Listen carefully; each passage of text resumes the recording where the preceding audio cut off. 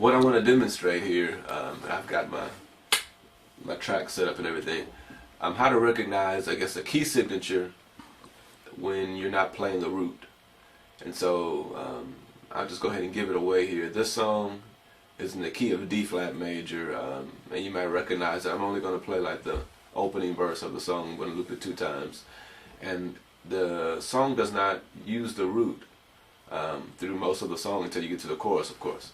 And so I'm going to play through the progression, then we'll go back and talk about it a little bit and figure out how in the world do we know that the root was D flat major when we didn't play D flat major in the bass line. So here we go. Okay,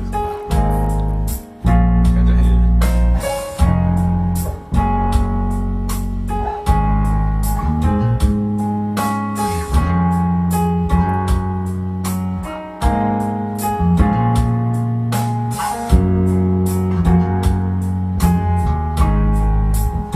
Okay, so I'm playing the 3, F or F sharp. I'll give you the notes. F, F sharp, A flat, B flat. Let me be correct. So F, G flat, A flat. Okay.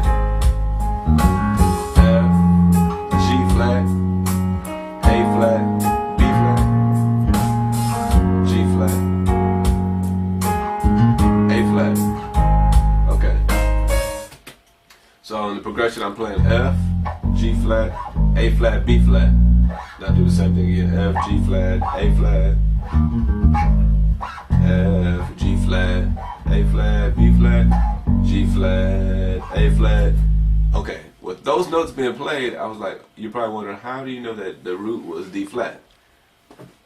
So I'm going to ask the man behind the camera to explain to me, how would that be D flat if I'm not playing a D flat?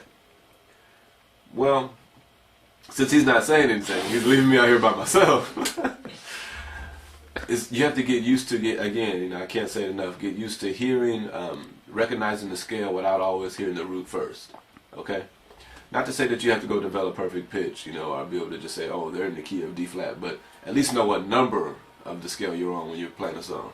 So when I'm listening to the song and I'm playing da da da da, I'm playing right, F, G flat, A flat. How do I know that the root is D flat? Well, one, I can kind of use the scale itself. I can use my D flat major scale. I'm playing an octave where you can hear me.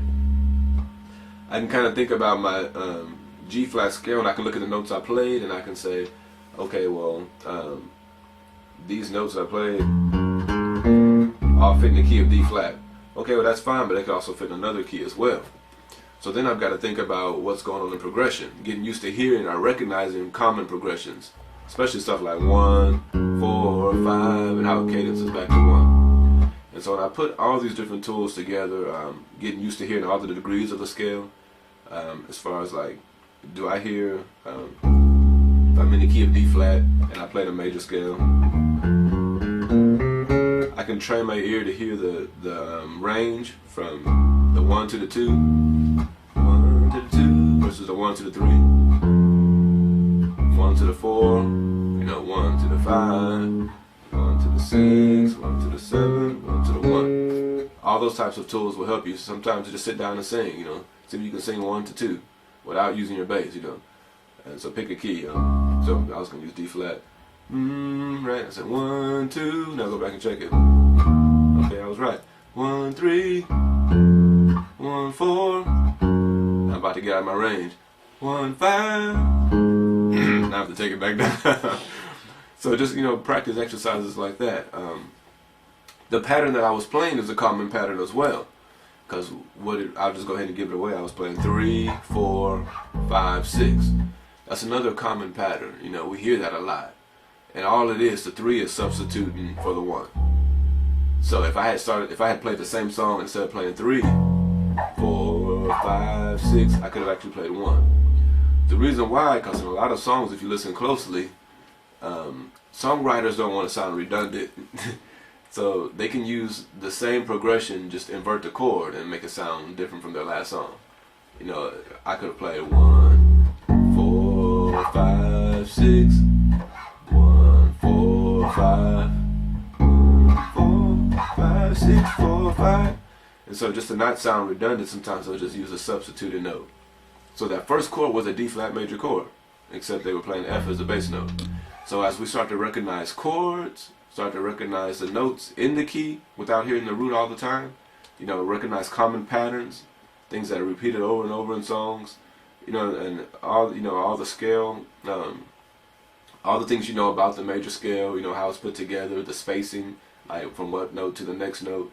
You can pretty much, figure it out after a while that, okay, if I'm playing an F, a G flat, an A flat, and a B flat, there's a good chance I'm in D flat major, B flat minor, there's some other keys I could be in, so I'd have to listen for other notes like the resolve from the 4 to the 5, kind of let you know that if I'm on that 5 and they're just resting there on that, that chord, that kind of lets me know that's that 5 chord, so obviously that's, 1 is going to be back to D flat major.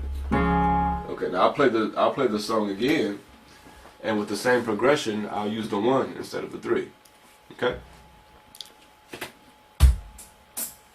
I'll use the 3 the first time. Just to kind of let you hear it. Here's the 3 again. Here's the 5. Now I'm going to go to the 1. You hear the difference?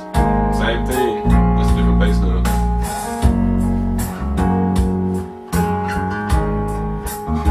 So here goes the 1.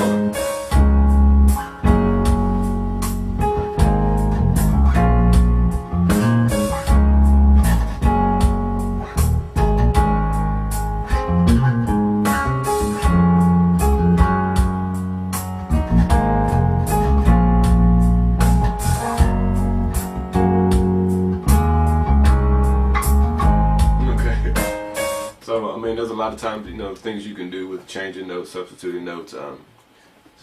Part of making the music interesting as well, So whether it's the 3 or the 1, it depends on the chord. They can play a true 3 chord, which is like an F minor.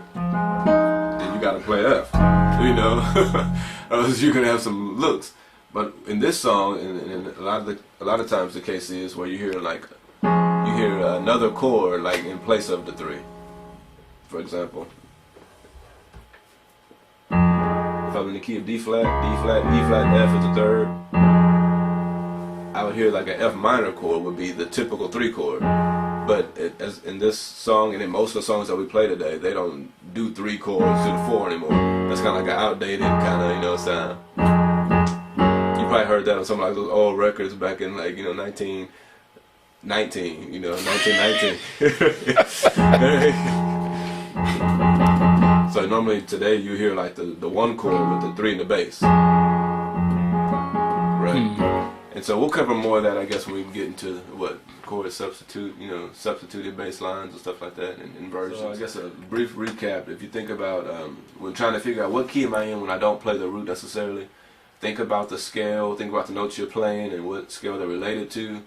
Listen for the elements of common progressions, because even though in the mix of me playing 3, 4, 5, and 6, you start to recognize that kind of 4, 5, kind of letting you know that 1 is right here nearby, right? Listen to those elements. Just get your ear used to hearing, recognizing chords, major chords and minor chords and chords that are related. Learn common chord progressions. If nothing else, I recognize that common chord progression the first time I heard the song because I've played 3, 4, 5 like all my life. Example, jazz, you've heard the song Birdland, I think it's in F, and it starts off 3, 4, 5, 3, 4, 5, 1. So 3, 4, 5 has been with us, forever. I could probably just go down the list on how many songs use that progression. Okay. And how many different beats, we could put to it, but the more, you get used to hearing common progressions, you'll recognize them, and that way, when you recognize it's a common progression, you can now recognize the root a lot quicker. Okay. If I recognize it, I've heard, no matter what key I go to, I hear 3, 4, 5, 3, 4, 5. It helped me recognize that root a lot quicker because I know this is a common progression. It's 3, 4, 5. Okay. So, all the knowledge you can gain, or the memory you can gain from the sounds and the scale, how much time you spend just memorizing what it sounds like without hitting the root, recognizing common progressions, and hopefully a lot of those tools will help you, those elements.